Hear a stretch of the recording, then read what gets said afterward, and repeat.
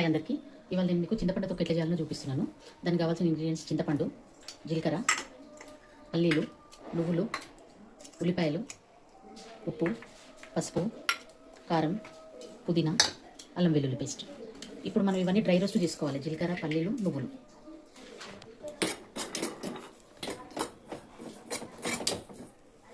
నువ్వులు పల్లీలని ఇప్పుడు జీలకర్ర కూడా డ్రై రోస్ట్ చేసుకుంటున్నా. ఇప్పుడు కొద్దిగంత ఆయిల్ పోసుకొని పుదీనా ఫ్రై చేసుకోవాలి.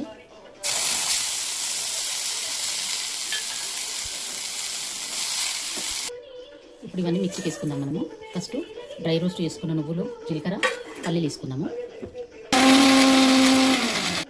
ఇప్పుడు చింతపండు పేస్ట్ చేద్దాం. ఇలా నానబెట్టిన చింతపండు, దీన్ని పేస్ట్ చేయాలి. సో కొంచెం నీళ్ళు కూడా యాడ్ చేసుకోవచ్చు, నో ప్రాబ్లం. ముందర 3 స్పూన్ల కారం వేసిన, ఎందుకంటే అది చింతపండు టేస్ట్ను ఉల్లిపాయలకు టేస్ట్ను బీట్ చేయాలి కదా, లేకపోతే తీయగా అవుతుంది. అల్లం వెల్లుల్లి పేస్టు, ఉప్పు, ఇదంతా పేస్ట్ చేసుకున్న తర్వాత ఉల్లిపాయ దొడ్డు బుడ్డేసి కలిపేసేయాలి. ఇప్పుడు పుదీనా కూడా వేసుకున్నాము. ఇప్పుడు చూద్దాం ఇది ఇంతగా పేస్ట్ అయిందా కాలేదా అని. ఆల్మోస్ట్ అలా అయిపోయినట్టు పేస్ట్. ఇప్పుడు దీంట్లోనే ఉల్లిగడ్డ వేసి దొడ్డు బుడ్డి మిక్సీకి వేసుకోవాలి. లేదా సన్నగా జరుపుకుంటే వేసి కలిపినా కూడా మంచిగా ఉంటుంది. నేనైతే ఒక హాఫ్ కట్ చేసినాక హాఫ్ వేస్తా, మిగతాది అన్నీ వేసి కలిపిస్తాను.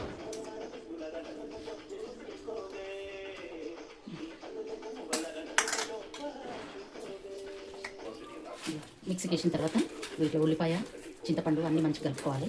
మనం టేస్ట్ చూసి దీనికి ఉప్పు కారం తక్కువ పడితే కూడా ఇప్పుడు కూడా వేసి కలుపుకోవచ్చు, నో ప్రాబ్లం. నేను ఇప్పుడు వేసిన, నేను టేస్ట్ చూసి కొంచెం ఉప్పు తక్కువ అనిపిస్తే వేసిన. ఇక లాస్ట్ మిగిలింది తాలింపు పెట్టడం. ఇవి తాలింపు దినుసులు: జీలకర్ర ఆవాలు, ఎండుమిర్చి, కరివేపాకు, కొత్తిమీర.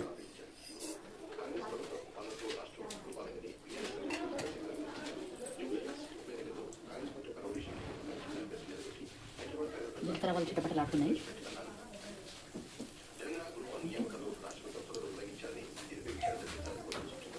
ఎండుమిర్చి చేసుకుందాము.